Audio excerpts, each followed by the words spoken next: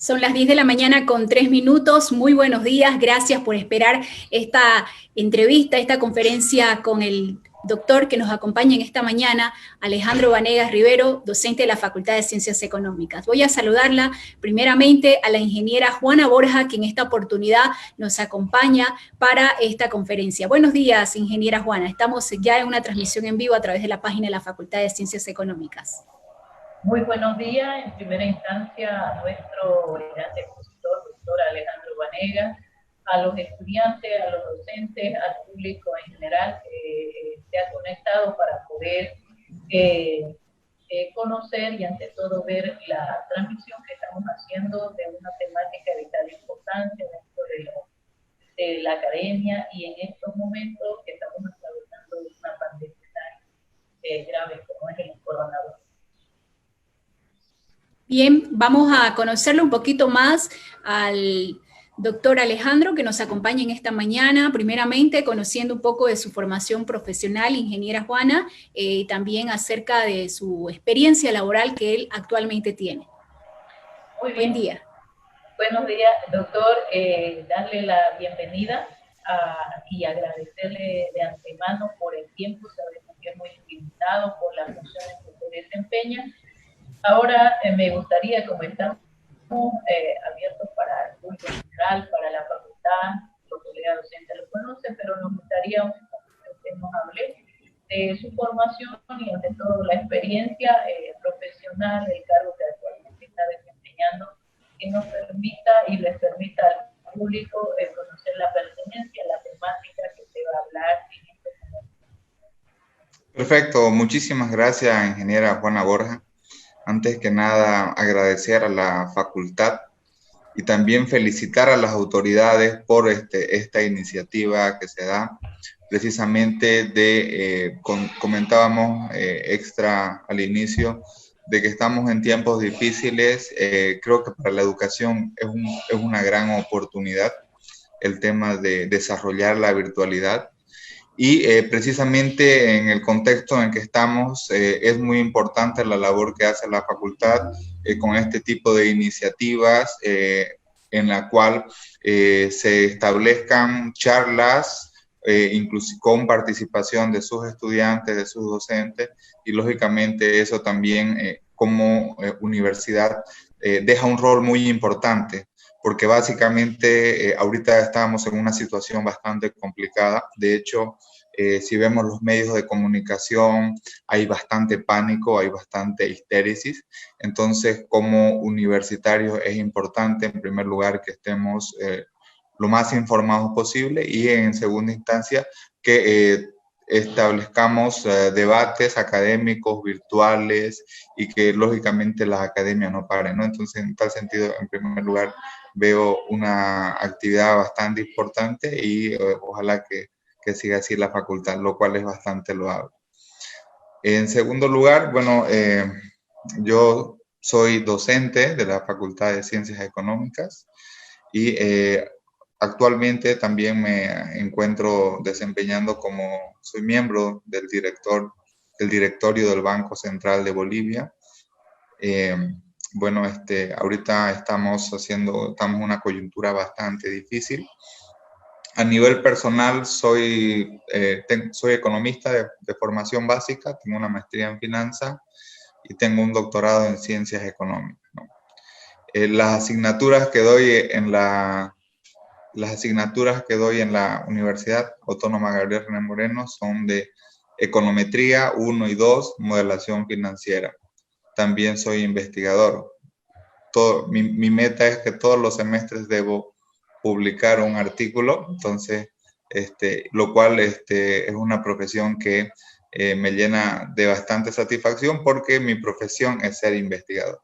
Y nuevamente creo que eso es importante también destacar por parte de la facultad de que se continúe dando el apoyo a los docentes para que hagan investigación, que al fin y al cabo es una de las tareas importantes de la universidad, ¿no? Lo que es la docencia, la investigación y la interacción. Muchísimas gracias, doctora, por la presentación. Estamos en un tiempo queremos dar inicio para el público que nos está viendo en la temática a desarrollar por parte de nuestro expositor, que es el COVID-19 en el flujo circular de la economía, una temática que está ligada con el área de ustedes ven, con el área de salud, pero relacionada y que tiene un alto impacto sobre lo que es la economía. En ese sentido, vamos a escuchar la exposición. Le agradezco muchísimo, doctor. Iniciaremos su exposición y atento a todas las consultas que pueda hacer el público para poder interactuar con su persona y con la temática que vamos a desarrollar. Muchísimas gracias, ingeniera. Gracias, Mariela. Entonces no sé si pueden visualizar en su pantalla. ¿Se puede visualizar la presentación? Sí. Bien. Sí, doctor, estamos visualizando su exposición y su presentación. Perfecto. Entonces, como bien se había señalado, el objetivo de esta charla es un poco vislumbrar cuáles son los impactos del COVID-19 o el coronavirus en la economía boliviana. Para ello vamos a hacer un pequeño contacto. Vamos a poner en silencio. Ahí. Bien. Solamente que se escucha un pequeño ruido. Si ponemos los micrófonos en silencio. Por favor. Bien. Entonces, en esta presentación yo les voy a hablar un poco sobre lo que es el contexto internacional, lo que es la dinámica del COVID en la salud, el caso Bolivia. Vamos a ver algunos pronósticos, tanto a una semana como a un mes, para ver qué es lo que se espera con el tema del COVID, no solamente en la economía, sino también en el tema de la salud. Y vamos a ver, vamos ya analizando propiamente sobre el impacto de esta pandemia en lo que es la economía boliviana. Vamos a ver sus características generales, cómo influye en el flujo circular de la economía y, lógicamente, vamos a ver cuáles son las composiciones y aportes de los sectores económicos en el ingreso y en el empleo, fundamentalmente en aquellos que son más afectados.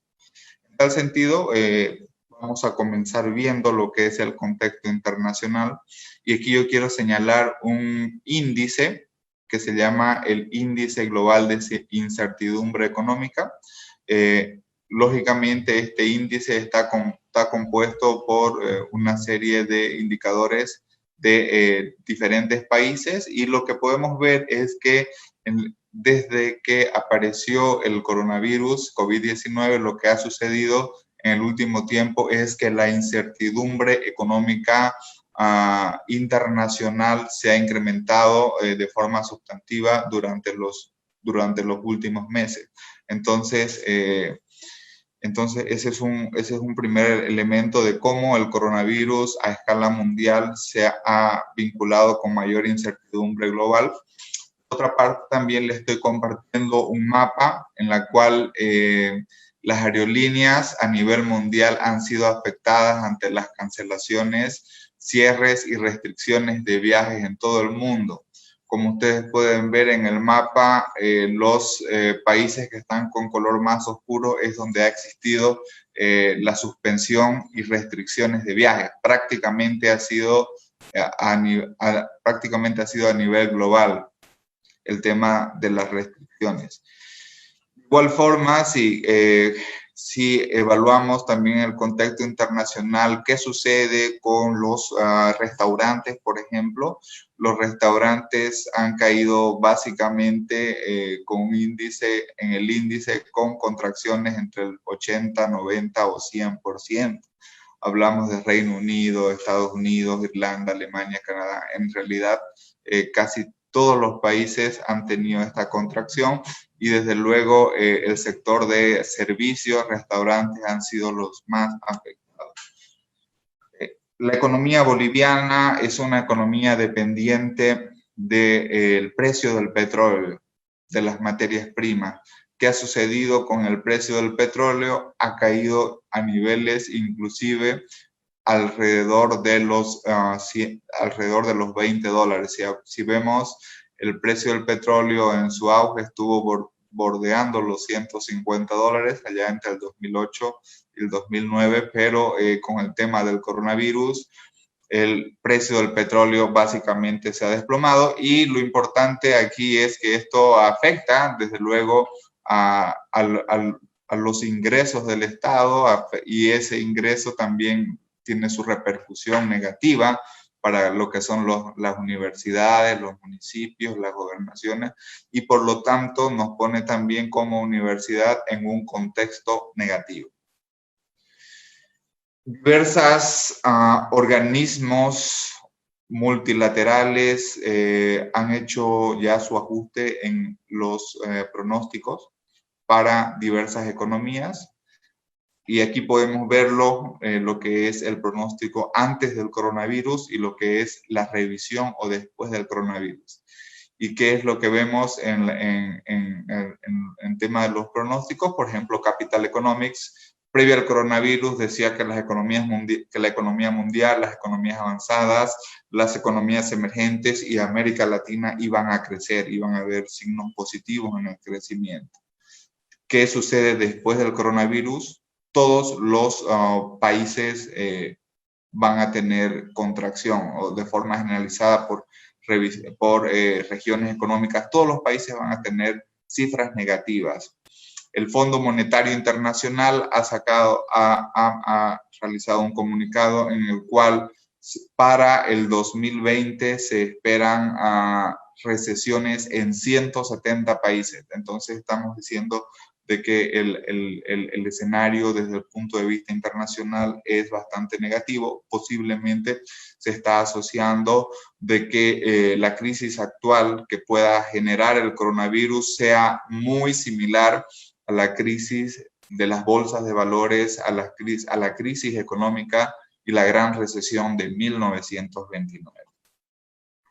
Desde luego también es importante señalar de que el impacto del COVID en los mercados bursátiles, o también llamados mercados financieros, ha sido devastador.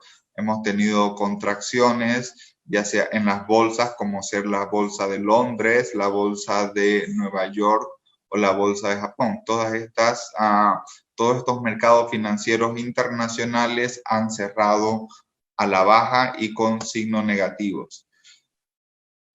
Derivado de lo que es el comportamiento en los mercados bursátiles, hay un índice que se llama índice de volatilidad.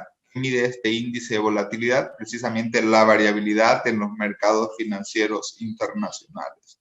Entonces, en presencia del coronavirus COVID-19, lo que ha pasado en los mercados internacionales es que la volatilidad también se ha incrementado de manera sustantiva. Desde el punto de vista cambiario, durante los primeros meses del 2020, varios de los países han tendido a depreciar o devaluar su tipo de cambio. Mencionamos, por ejemplo, Argentina, Brasil, Chile, Colombia, inclusive hasta Perú. La tendencia en la mayoría de los países ha sido hacia la devaluación. Entonces, este es el primer escenario que hemos visto, en todo caso es el primer diagnóstico que hemos visto a nivel internacional. Ahora vamos a ver qué sucede, cuál es la dinámica del COVID-19 en el caso de la salud. Desde mediados de marzo, prácticamente del 2016, teníamos alrededor de 0 infectados con el tema del coronavirus.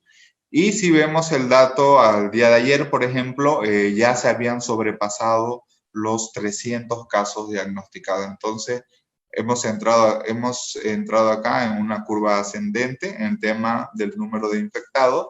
Si vemos el número de decesos, de igual forma, no teníamos decesos a mediados de marzo del 2016, y en esa curva ascendente hemos cerrado al día de ayer ya con inclusive más de 30 muertes.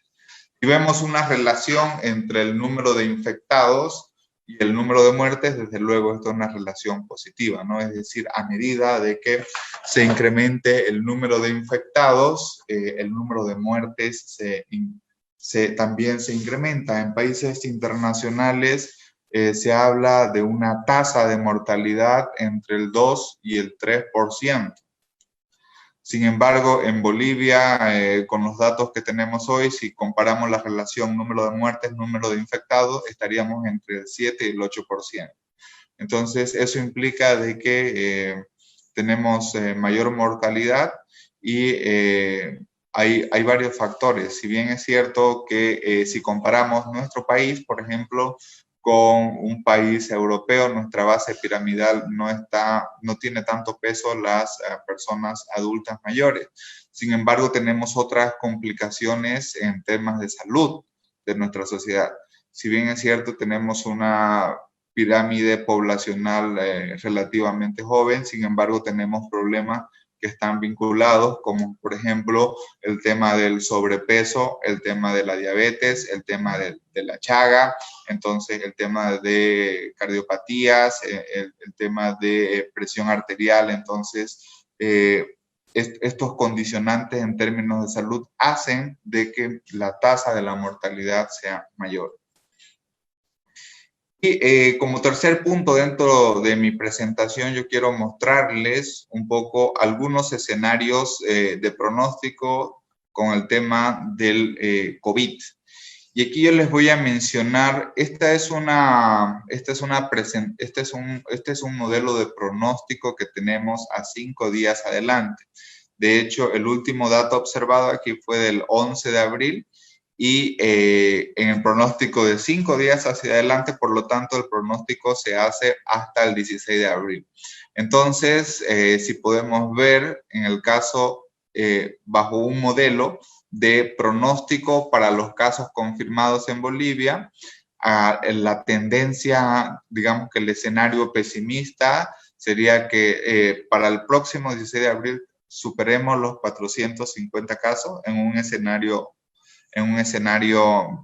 bastante pesimista. En un escenario esperado estaríamos alrededor de los 400 casos, y en un escenario bastante favorable estaríamos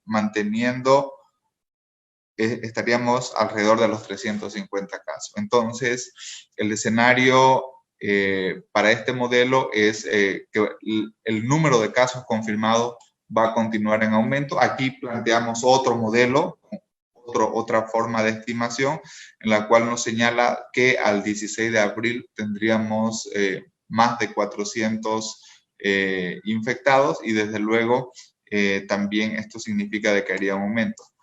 Si vemos el tema de las muertes en el pronóstico que nos señala a una semana hacia adelante, es decir, hacia el 16 de abril, partiendo del 11 de abril, las muertes podrían llegar hasta 26 casos, y en el caso también, bajo otro modelo, utilizando otra metodología, pues básicamente también nos indicarían que el número de muertes podría llegar inclusive hasta los 35 muertos, hablando del 16 de abril. Planteamos otro tipo de estimación en el cual nos vamos más hacia adelante. ¿Qué pasaría si las condiciones de si el mecanismo de infección continúa con las tasas crecientes? Entonces aquí yo les estoy mostrando lo que es un pronóstico de número de infectados por COVID-19 en Bolivia en 90 días hacia adelante. En otras palabras, estaríamos hablando hasta el 16 de junio del 2020. En un escenario adverso, si ustedes pueden verificar acá, en un escenario adverso, el pronóstico de acá a 90 días sería que el número de infectados inclusive podría superar las 3.000 personas. Si vemos en un escenario esperado, estaría alrededor de los 2.000 personas, y un escenario controlado estaríamos con un número de infectados alrededor de 500. Entonces, estos escenarios desde luego dependen de los controles, dependen de los cuidados que pueda tener la población, pero que probabilísticamente nos ofrecen los prospectos en el número de infectados. Si por otra parte vemos el pronóstico de muertes en 90 días hacia adelante, podríamos ver en un peor escenario o un escenario pesimista que inclusive la cantidad de muertes podría llegar hasta los 300 muertos, ¿no? Y un escenario bastante optimista, de bastante control, y por otra parte, pruebas y cuidados de la salud, este escenario indicaría que estaría alrededor de las 50 muertes, y en términos intermedios estaríamos alrededor de los 150 muertes en 90 días hacia adelante. Entonces, en resumen, desde el punto de vista de los escenarios y pronósticos, tenemos tres perspectivas. Un escenario esperado y tendencial, en el cual a finales de abril estaríamos alrededor de los 1.000 infectados, 1.800 infectados para mayo, si es que el tema del contagio y las tasas de crecimiento continúan creciendo a las tasas observadas, valga la redundancia. Ese sería un escenario esperado. En un escenario conservador, a finales de abril estaríamos alrededor de los 500, más de 500 infectados de forma acumulada, y a finales de mayo se mantendría alrededor de los 500. Y en un escenario adverso de contagio, pues inclusive a finales de mayo podríamos estar alrededor de los 3.000 contagiados, ¿no? Eso desde el punto de vista del número de infectados por COVID-19. Si hablamos del el pronóstico en temas de decesos, yendo un poco más hacia adelante, por ejemplo, hacia junio, el pronóstico tendencial o esperado es que estemos alrededor de los 200 fallecidos, bajo un escenario conservador y de control estaríamos alrededor de los 100 fallecimientos, y un escenario pesimista o adverso estaríamos hablando de 300 fallecidos. Y esto es en cuanto a los escenarios de la salud. Veamos ahora cuál es la importancia de los sectores económicos. Lo que sucede es que nosotros tenemos una disyuntiva entre cuidar la salud o, por otra parte, cuidar la economía. Aquí hay como un costo de oportunidad. O tengo salud o tengo economía. Entonces, para ello es importante ver ahora desde la otra cara de la moneda, que es los sectores económicos. Y estos sectores económicos, señalar cuáles son aquellos que generan mayor aporte económico en el ingreso nacional, desde una perspectiva, y desde la otra perspectiva es señalar cuáles son los sectores que aportan más al empleo.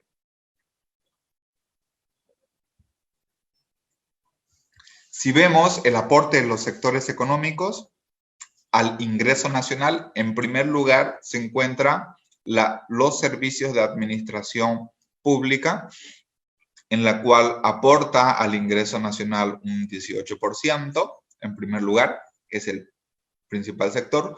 El segundo sector está vinculado con el tema también con la administración pública, pero desde el punto de vista de la recaudación tributaria, que está en torno al 15%, que son derechos de importación, IVA, IT y otros, que es el segundo sector. Luego tenemos el sector de tanto estos dos que le he mencionado están altamente correlacionados, que es con el sector público. El tercer sector más importante es la agricultura, silvicultura, caza y pesca, que es un 13% del ingreso nacional.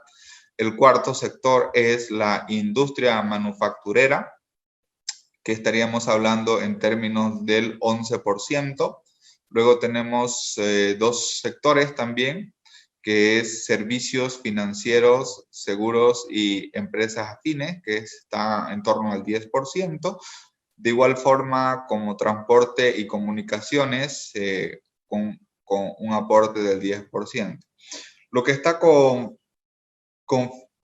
flechita roja son los que se podían tomar como una priorización en términos de que podrían aperturarse gradualmente bajo ciertos cuidados, y estaríamos hablando de un 62% del PIB. De igual forma, el tema de los establecimientos financieros, transportes y comunicaciones como un tratamiento especial representa el 20% del Producto Interno Bruto. ¿Qué sucedería en el resto de los sectores económicos donde no exista la priorización en el funcionamiento? Básicamente sería un rol del gobierno en brindar la asistencia económica a los sectores económicos restantes. Si vemos por la composición del empleo,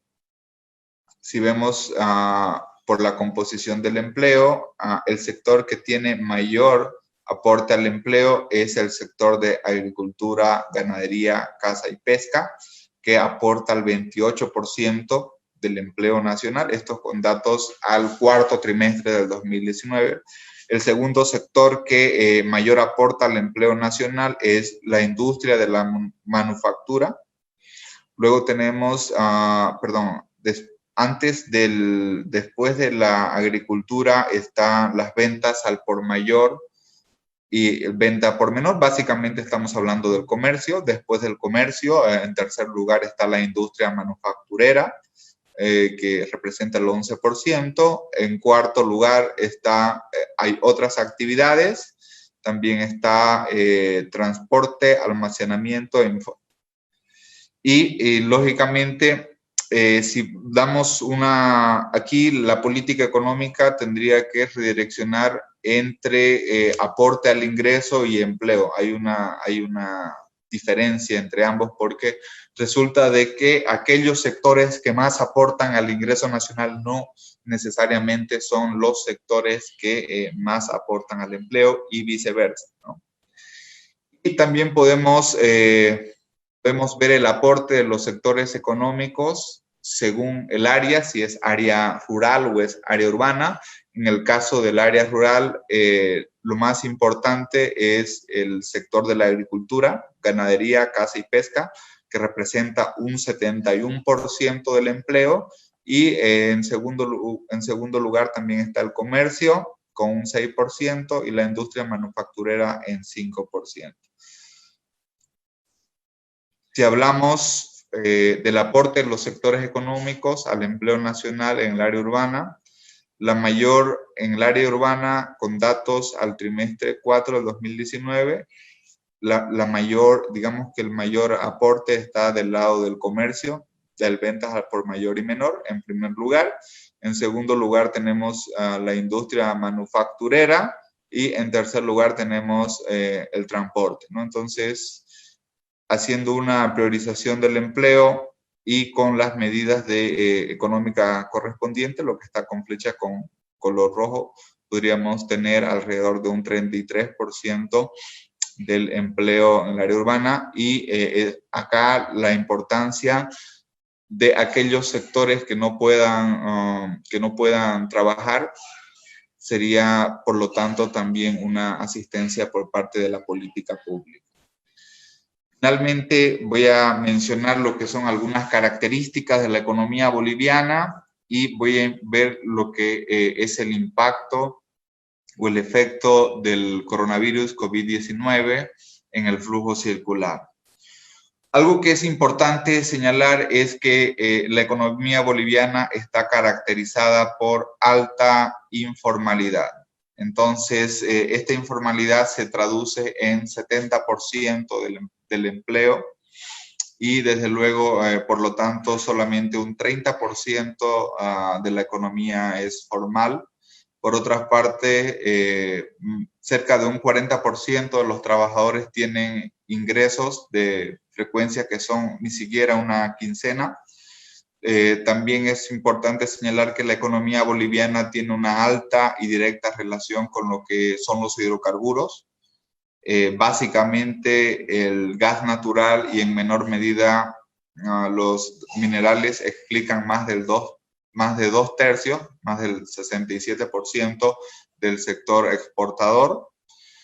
Y también es importante señalar de que nuestras industrias están fuertemente vinculadas a lo que son con cadenas productivas externas, tanto en equipos, materias primas como insumos, perdón. Entonces, cerca del 60% de estos son importados. Y existen otros indicadores más que señalan de que las cadenas logísticas, en el caso del sector privado, están muy poco desarrolladas en Bolivia. De hecho, 8 de cada 10 empresas no venden mercados externos, solamente mercados locales. Y por lo tanto, existe una alta demanda de importaciones por parte de los hogares. En promedio, el 23% de nuestro consumo es canasta básica importada, ¿no? Por lo tanto, tenemos también ahí un alto nivel de importación. El universo tributario tenemos una base estrecha, eso significa de que solo son pocos los que pagan y muchos los que no pagan. Y existen desbalances, heterogeneidades regionales y sectoriales, es decir, mucha dispersión y los tamaños de las actividades económicas, las infraestructuras, el capital, todo es diferente. Y también es importante señalar que nuestro sistema financiero puede estar vulnerable ante escenarios o eventos que sean significativos.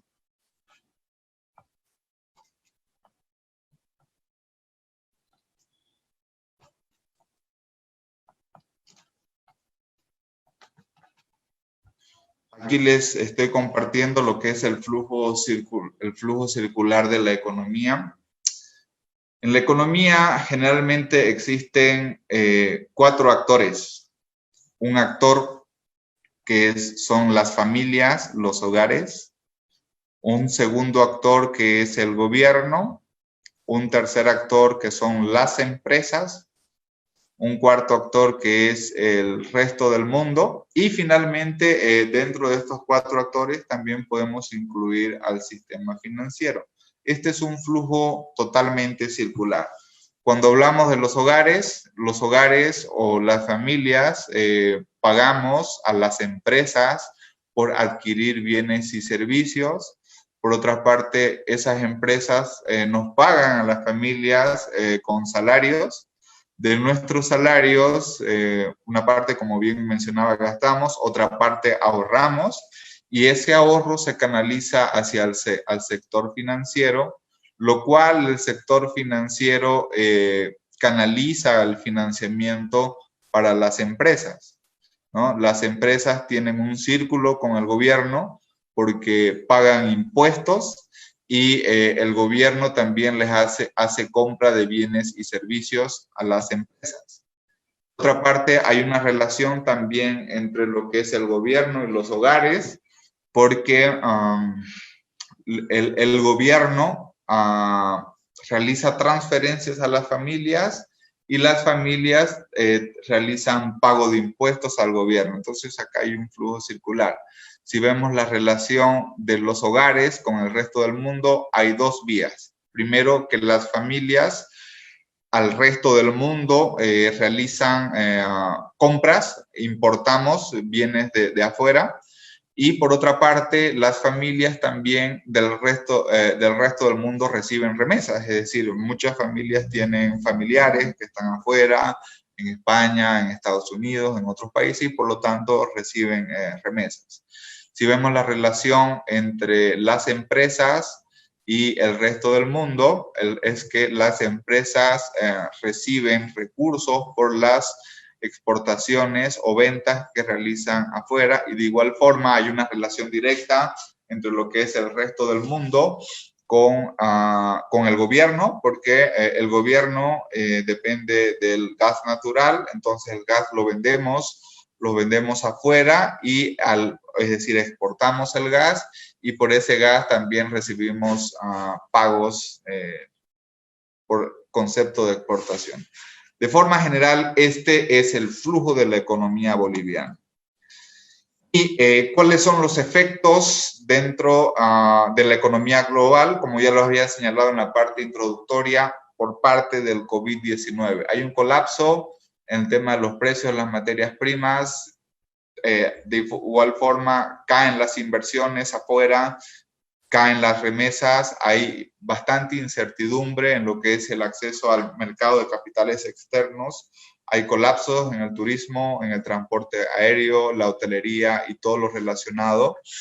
Los equilibrios macroeconómicos básicamente están muy limitados, y en varias economías de América Latina puntualmente hay riesgo de tener presiones inflacionarias. ¿Cuáles son los efectos para la economía boliviana? Entonces ustedes aquí pueden ver todos los que están con una cruz, son los impactos negativos. Si vemos desde los hogares, por ejemplo, ¿qué va a pasar con las remesas? Pues las remesas obviamente hay un impacto negativo en las remesas. De igual forma, los hogares no pueden realizar pagos por las importaciones. Como los hogares caen sus salarios porque no van a tener contratación, porque las empresas no les van a pagar, por lo tanto también cae el ahorro, y al caer el ahorro, eso repercute negativamente en el financiamiento a las empresas, y las empresas, desde luego, se ven afectadas, aparte de no recibir financiamiento, también porque no reciben pagos por bienes y servicios por parte de los hogares, y porque también del resto del mundo, como no están exportando, no están vendiendo sus productos afuera, por lo tanto no reciben pagos por temas de exportaciones. De hecho, si hablamos a nivel internacional, se han roto las cadenas logísticas internacionales, y eso afecta negativamente a lo que son los insumos, suministros externos. Por otra parte, también las cadenas de pago se han alargado, afectando a todo lo que es el proceso productivo. Y las empresas, ante todo este contexto negativo, como también por el lado de los bancos, tratan, o en todo caso tienen mucho cuidado con lo que es invertir, y sus expectativas se ven reflejadas negativamente, y van a posponer la inversión, porque de esta manera en el contexto actual se hace bastante complicado. Entonces, estos son los impactos esquematizados de lo que es el coronavirus COVID-19 en el flujo circular de la economía.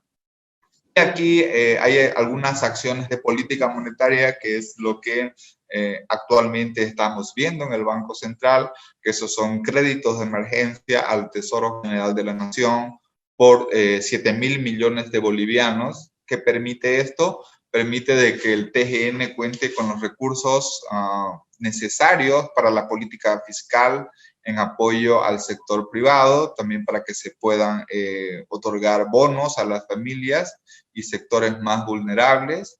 Y por otra parte también señala de inyecciones de liquidez al sistema financiero, reportos con títulos bancarios, reducción de encaje legal y otras más. En otras palabras, desde el punto de vista de la política del Banco Central de Bolivia, el BCB se convierte en la principal fuente de financiamiento en el corto plazo para la economía, enfrentando sobre todo lo que son los shocks de liquidez. Esto señalando lo que es los tres niveles, ¿no? Hogares, gobierno, empresas, como también al sector financiero. Y de igual forma, las sugerencias de política ya como conclusión final, es que es necesario el monitoreo permanente. Entonces, debemos estar monitoreando y comparando la trayectoria de los infectados con como también la trayectoria de los decesos por el tema del coronavirus, en temas de la salud. Y esa comparación tendremos que verificar si estamos yendo por un escenario esperado, por un escenario conservador optimista o por un escenario adverso. Dependiendo de las estadísticas, cómo vayan saliendo, si estamos más por el escenario optimista, podríamos ir abriendo la economía. Si estamos por el escenario adverso, es decir, si el número de infecciones y muertes se incrementa por encima de lo que debería ser, por lo tanto, ahí tendremos que implementar o direccionarnos más hacia la salud. Esto es un trade-off, ¿no? Y los escenarios que yo les mostraba, la perspectiva del COVID-19, es que la perspectiva de forma general es que va a continuar avanzando con mayores infecciones y bastante muerte durante los próximos 3 meses, posiblemente hasta junio. Esto en nuestros escenarios que tengamos continúa. De igual forma, otra sugerencia también para la política económica es que se deben priorizar los sectores económicos con base en algunos principios. ¿Cuál es el primer principio? La satisfacción de las primeras necesidades básicas, servicios, pero también es importante direccionarse a la productividad nacional, por ejemplo, las industrias, porque de esta forma nos van a permitir sostener la base económica del país. Y de igual manera, el sistema de salud, el control y prevención del COVID-19 puede basarse en un protocolo y testeo. Este testeo significa realización de pruebas. Para ello se sugiere el control para los sectores que vayan reaperturando nuevamente la economía. Aquí ponemos algunos ejemplos. En el caso de las manufacturas, los servicios financieros, la administración pública, los transportes, telecomunicaciones. Asimismo, en el caso del sector agrícola y el área rural, se hace necesario el establecimiento de campañas o controles aleatorios, nuevamente testeo. Y para el resto de aquellos sectores económicos que continuarán en la cuarentena o que son vulnerables, también es importante continuar brindando asistencia y estímulos.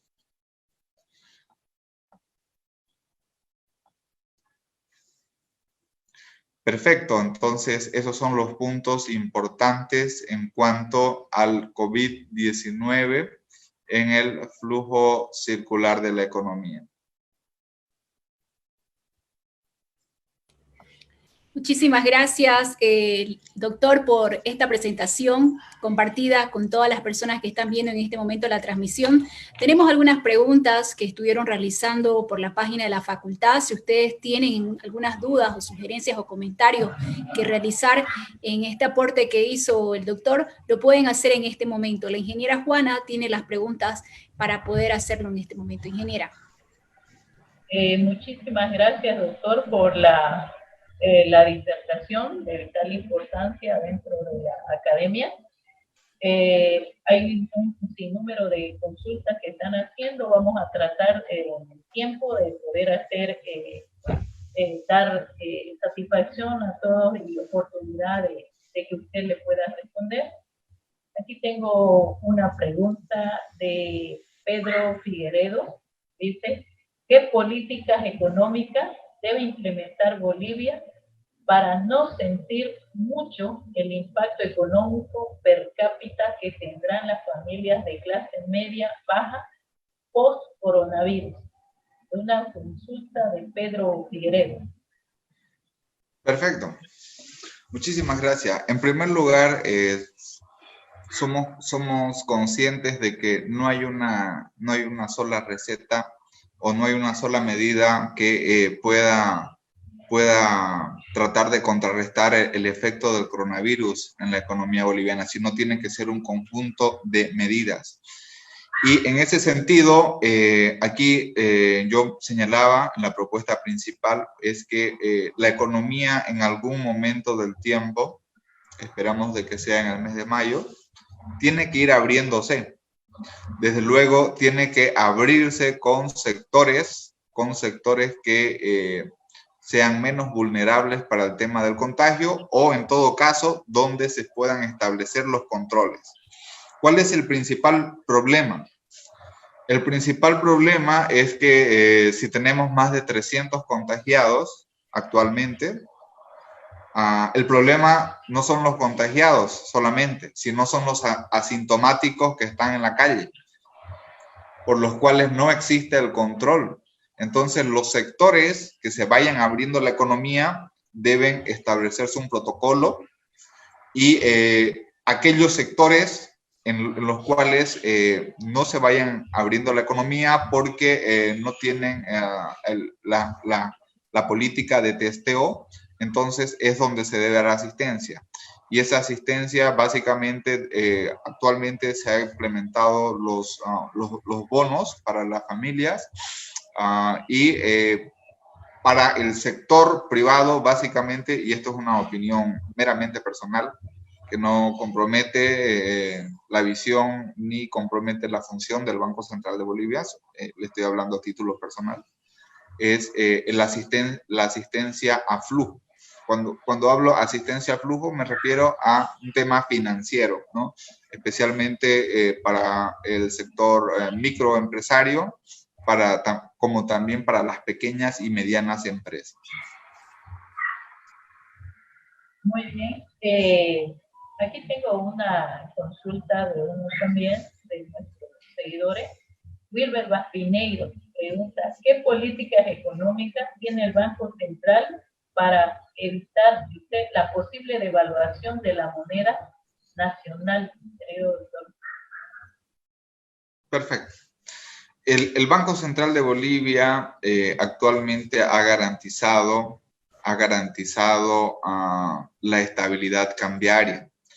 Y eso significa de que en el corto plazo no se tiene pensado realizar ninguna devaluación.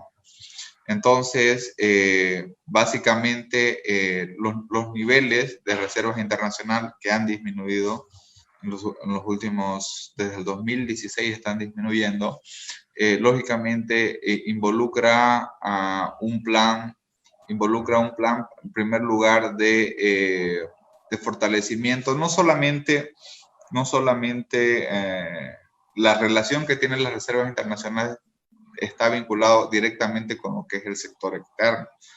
La buena noticia es que durante 2 meses consecutivos, enero y febrero, se ha cerrado con signo positivo en la balanza comercial.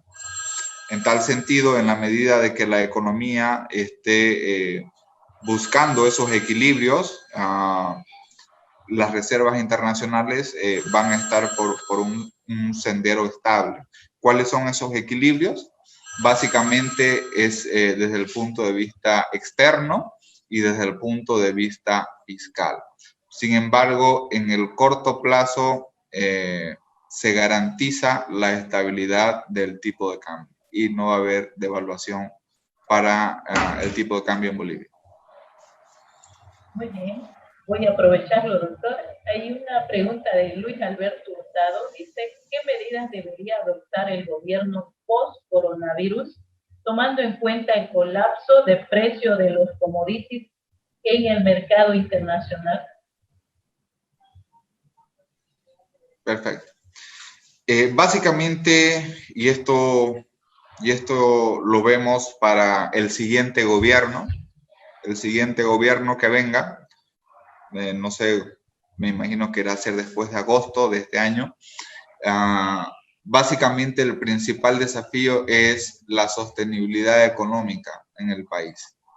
Entonces ello involucra ajuste, ¿no? Y el ajuste básicamente está por la eficiencia, la optimización en los recursos y la disminución del déficit fiscal a futuro, ¿no? No les digo este año. Este año el déficit fiscal no importa. De hecho, no solamente para Bolivia, todos los países van a cerrar con números rojos y aquellos países que estaban con déficit fiscal, el déficit se va a incrementar. Por lo tanto, ahorita la prioridad es otra. Sin embargo, en el mediano plazo, sin duda alguna que el ajuste el ajuste fiscal, sobre todo, es un imperativo económico. Muy bien, me parece interesante aquí, creo que ha sido su alumno, un seguidor que tenemos ahorita en la exposición, que dice Miguel Chalup, dice, ¿cómo se planea realizar la reabsorción de las inyecciones de liquidez posteriormente para evitar presiones inflacionarias? Perfecto, muchísimas gracias. Un saludo a Miguel, siempre fue un brillante estudiante, hizo su maestría en Chile. La buena noticia que hay para el tema de la política económica y básicamente la política monetaria del Banco Central es que hay espacio. Hay espacio para la política monetaria. Enero y febrero hemos cerrado con deflación, una ligera deflación que es variación negativa en los precios, lo cual no necesariamente sea óptimo, pero presta espacio para el crecimiento y estímulo monetario. Quiero explicar qué significa cuando tenemos variación negativa en los precios o deflación.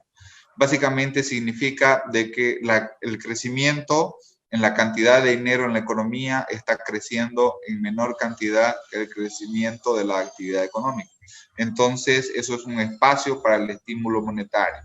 Por otra parte, ya se han canalizado 3.500 equivalente a 3.500 millones de bolivianos al sistema financiero a través de las AFPs, para que el Banco Central de Bolivia les ha comprado títulos TGNs a las AFPs y estos recursos han sido invertidos en el sistema financiero como una medida no convencional de política monetaria, inyectando recursos al sistema financiero. Es posible de que se realicen un par de medidas más o una medida más, especialmente de mayor inyección de liquidez, desde luego sin que podamos sacrificar el tema de la inflación por encima de los umbrales establecidos y nuevamente bajo lo que estamos señalando de que tenemos espacio monetario para inyectar liquidez en la economía a través del sistema financiero. Tengo una consulta de Edgar, dice PH, que recomienda el Banco Central respecto a la devaluación, y unida a esta pregunta que nos hace Orlando Saucedo, ¿cuál va a ser el impacto en el crecimiento del PIB, estimado doctor? Perfecto. La primera pregunta es, ¿me puede repetir, profesora, por favor? ¿Cuál va a ser las políticas del Banco Central? ¿Qué recomienda el Banco Central de Bolivia respecto a la devaluación? Básicamente, como les mencionaba al inicio de la presentación, y también en la consulta que se hizo, la mayoría de los países están devaluando sus monedas. El Banco Central de Bolivia ha tomado la decisión, desde luego, de mantener el tipo de cambio porque tenemos espacio para hacerlo.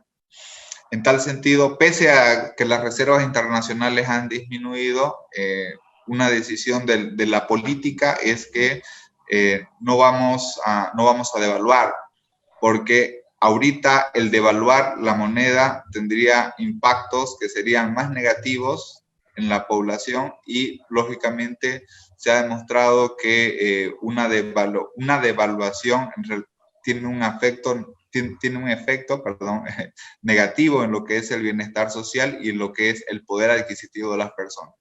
Por lo tanto, eso es una medida de decisión política, de política cambiaria, que ha sido adoptada para el caso Bolivia. El tema de la estabilidad del tipo de cambio, no va a haber devaluación. Y la segunda pregunta, que es en torno al impacto del crecimiento. El día de ayer sacó el Banco Mundial las estimaciones sobre el crecimiento. Para el caso de Bolivia, hablaba de una contracción económica del 3.4% por el tema del coronavirus. Igual para todos los países de América Latina, el Banco Mundial pronostica contracción económica este año.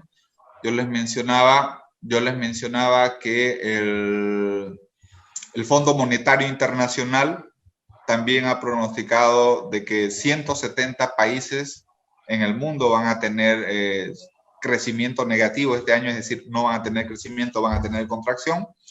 En el caso puntual de la economía boliviana, hay una buena noticia, que es que el coronavirus, digamos que hay una estacionalidad fuerte en la actividad económica. Generalmente el primer trimestre trabajamos menos.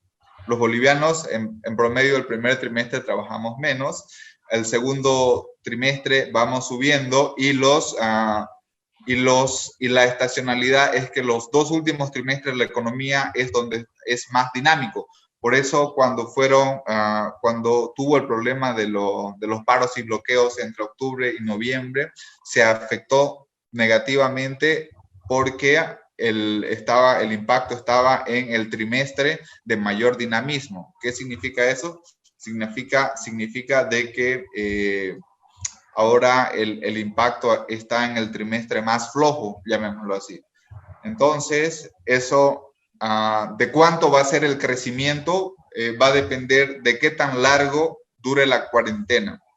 En nuestras estimaciones propias, hasta fin de mes, digamos que podríamos aguantar ligeramente. Sin embargo, ya en mayo se esperaría de que la economía vaya abriéndose para que hasta finales del 2020 tengamos un crecimiento en torno entre el 1.5 y el 1.8%.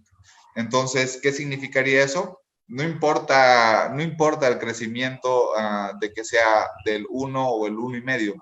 Lo importante es que la actividad económica si la actividad económica no acaba con números rojos, eso sería bastante destacable al considerar los números precedentes de más de 170 países que se esperan que tengan contracción económica este año. Muy bien. Doctor, por las características del tejido empresarial que tenemos nosotros en Bolivia, Santa Cruz en particular, me parece interesante una pregunta que nos hace aquí Esteban Arandia o Arandivia, que pregunta: ¿qué medida el gobierno o el Banco Central realiza o planea realizar en favor de las pequeñas y medianas empresas, que son las que ahorita están sosteniendo en una parte, pero también siendo muy parte golpeada esta pandemia? Sí, correcto. Una de las medidas que ha tomado el gobierno, no el Banco Central, porque el Banco Central es independiente del gobierno, es que el gobierno ha determinado que hay un diferimiento en los pagos del sistema financiero, tanto las personas como las empresas micro, pequeñas. En caso de que los números en el tema de la salud, infectados y decesos, llegaran a deteriorarse, porque ese es un escenario, desde luego estas medidas van a continuar extendiéndose. Eso involucraría de aumento en el diferimiento de los pagos del sistema financiero. En tal sentido, una posible medida, y esto yo les hablo a título personal, no del Banco Central de Bolivia, es que posiblemente ahí esté el rol del Banco Central de Bolivia como prestamista de última instancia, inyectando liquidez a los bancos, posiblemente, si le cortamos el flujo a los bancos 3 o 6 meses, ¿qué significa cortar el flujo? Los bancos no van a recibir ingresos, no van a recibir el pago de los prestatarios o de las empresas micro, pequeña y mediana. Entonces, desde algún momento, ahí la reflexión es que el rol del Banco Central es asistir en la liquidez y asistir como prestamista de última instancia para los bancos en este contexto negativo, ¿no? Y desde luego, si se apoya al sistema financiero de forma per se va a estar apoyando también a la micro, pequeña y mediana empresa. Bien, doctor, vamos a aprovechar su tiempo. José Suárez hace una consulta. ¿Qué papel jugarán las reservas internacionales para enfrentar las consecuencias del COVID-19? Ninguna. Es más, la gestión que se está realizando en estos momentos es para fortalecer las reservas internacionales. ¿Qué significa eso? Que estamos accediendo a recursos externos con la medida de incrementar nuestros niveles de reservas internacionales. Y por otra parte,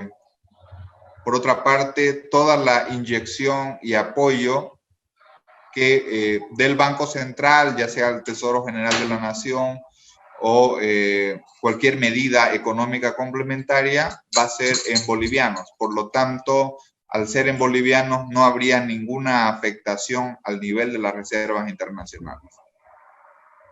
Muy bien. Hay una consulta relacionada con los sectores productivos de orden primario.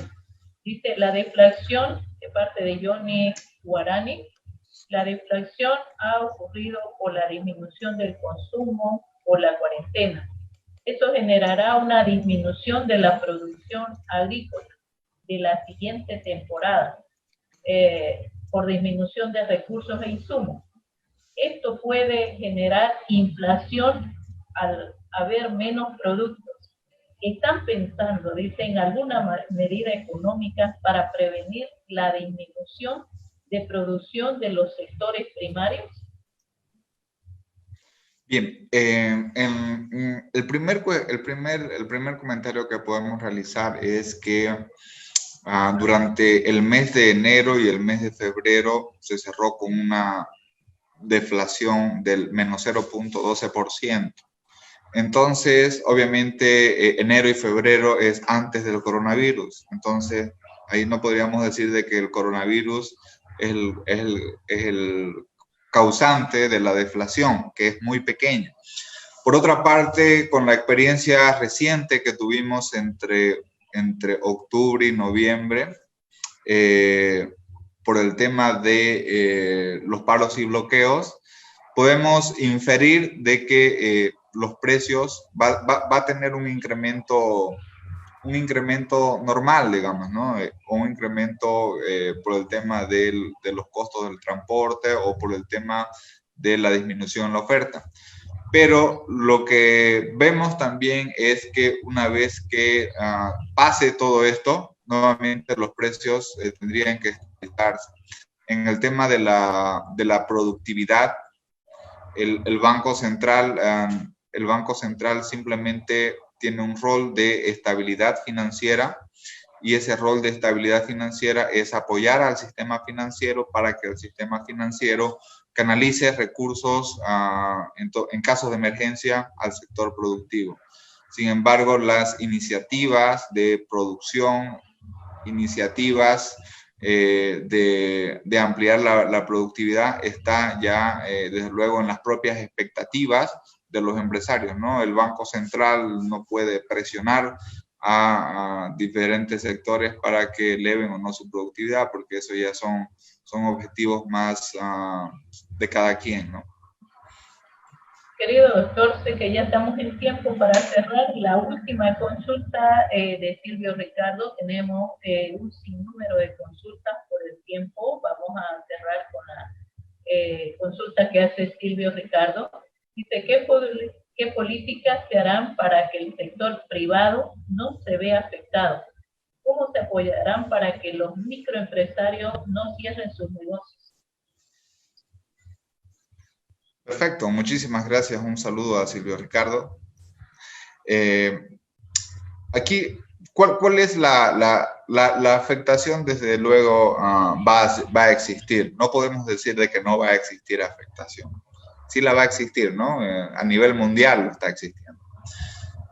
¿Cuál es el principal problema que tienen las microempresas o las pequeñas y medianas empresas? Básicamente es un problema de flujo, ¿no? Entonces, yo no he abierto mi negocio, al no abrir mi negocio tengo gastos que pagar y al tener gastos que pagar necesito flujo.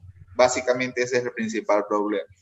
Entonces, aquí el rol de la política pública sería, como se está haciendo en todo el mundo, en brindar estímulos, en brindar recursos para que estos recursos puedan canalizarse hacia la micro, pequeña y mediana empresa, desde el punto de vista de los negocios, desde el punto de vista de las personas que no tienen ingreso, que no tienen negocio. Bueno, ahí ya ese es un rol del gobierno para que evalúe y que lógicamente eso esté vinculado con algunos estímulos como los bonos que se están creando para los sectores más vulnerables o menos protegidos. Ese sería mi comentario. Bien. Querido doctor, sabemos que en la función que usted desempeña es bastante el trabajo y la responsabilidad en esta época que nos ha tocado vivir. Desde su experiencia de las políticas que están trabajando, me gustaría que a modo de cierre usted nos dé una percepción o un punto de vista y recomendaciones. Nos están viendo profesionales, docentes, estudiantes, para poder considerarla, tomarla en cuenta y que sea también parte del trabajo y la socialización que vienen desarrollando desde sus funciones, ¿no? Y el apoyo que usted está dando dentro del desarrollo y la administración pública. Perfecto, muchísimas gracias, ingeniera Juanita. Antes que nada, simplemente mencionar de que, si bien es cierto, estamos en un contexto que es difícil y complicado, creo que como rol de la sociedad, de la universidad y academia, tenemos que buscar los mecanismos para no caer en un pánico y una histérisis que se está viendo en términos a nivel colectivo. Entonces, el segundo elemento importante es que debemos estar lo mejor informados posible.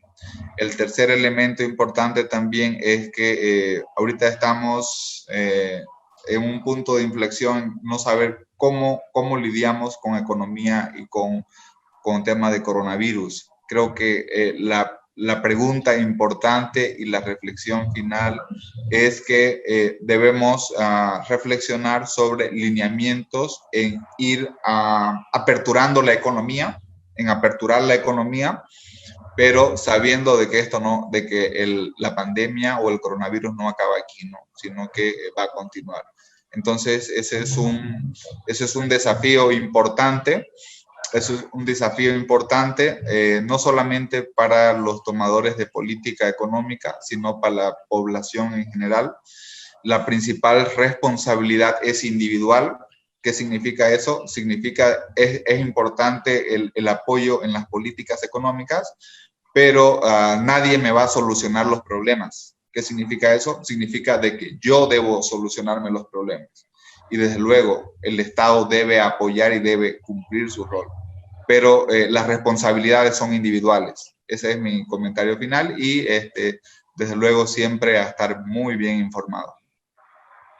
Querido doctor, ya cerrando esta brillante exposición, sabemos nosotros que la economía es dinámica y antes de despedirme y despedirlo de parte de la institución, hacerle la invitación para aquí 15 días podamos hacer una evaluación en un nuevo corte a partir de la exposición de los datos que se han hecho en la presentación de hoy día. Dejarlo comprometido para una nueva cita, utilizando estos medios para poder hacer una evaluación de una economía tan dinámica como la de todo el mundo, y para hablar de la nuestra. A nombre de la institución, de la Facultad de Ciencias Económicas, de todos los que han seguido esta brillante exposición, quiero dar por concluido, agradeciéndole su participación, comprometiendo a seguir trabajando y apoyándonos en la socialización que fortalezca la información y ante todo la formación de nuestros estudiantes. Quiero agradecerle muchísimas gracias por estar presente con nosotros en estas exposiciones que hemos estado transmitiendo vía la facultad. Muchísimas gracias, estimado doctor, y un excelente día para todos. Muchísimas gracias, ingeniera Juanita. La verdad, nuevamente cuenten conmigo para cualquier iniciativa que se tenga, cualquier invitación. Y nuevamente mis felicitaciones a la Facultad de Ciencias Económicas y a sus autoridades por llevar a cabo este tipo de eventos que es muy importante para todos, ¿no? En la reflexión siempre es importante. Muchísimas gracias. Gracias a todos los que nos han seguido por este medio, invitarlos también a participar. Por la tarde tenemos también con la exposición de nuestros emprendedores y tipo 6 de la tarde tenemos talleres en la temática de creación de empresas, modelos para creación de empresas. Muchísimas gracias y buenos días. Muchas gracias, hasta luego. Gracias, hasta luego, Marielita.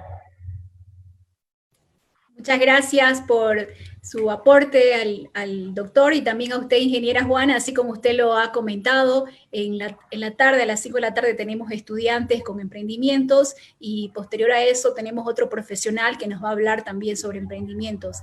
Gracias, ingeniera. Hasta el día miércoles. Invita a los estudiantes a que sigan la página de la facultad.